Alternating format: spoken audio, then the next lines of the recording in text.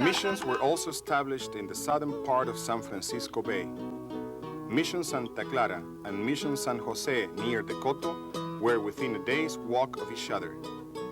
In the 1800s, many Latinos settled in this farming area.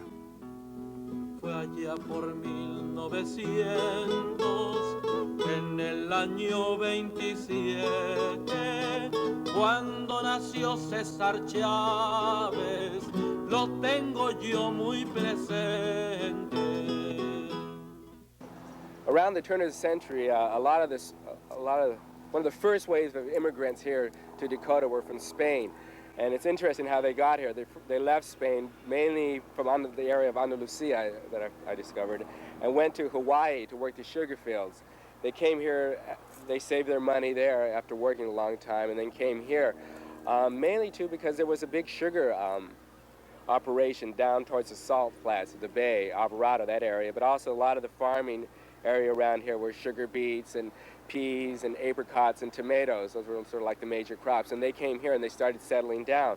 Somehow, I guess the word sort of remained in Hawaii that, you know, once you left Hawaii and wanted to get to the mainland, a good place to go was Dakota, because like there was people there and you can sort of had an address and you can look somebody else up. The Spaniards sort of followed that pattern of migration, and also did the Puerto Ricans, and they started coming here around the 1920s.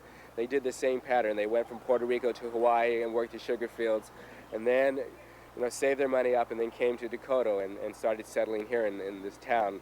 A big exodus of the Puerto Ricans happened when the Mexicans started moving in. They moved up closer into Oakland and into San Francisco and in Richmond to be closer to the war industries, working in the shipyards. That's where they found their jobs. When the Mexicans came in here, they pretty much became the majority of, if you can sort of categorize the ethnic, you know, Hispanic, you know, communities that were here. They came in and they became the majority here.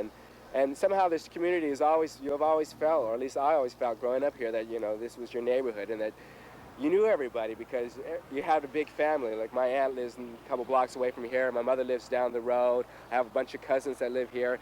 And, you know, by being sort of traditional Catholic people, you know, my mother's godparents to a lot of other people, so that makes them the comadres and compadres. So it really extends your family much beyond just your immediate relatives. And so you always felt like eventually that everybody's related to everybody else in this town, and that feeling's real strong, and it still exists.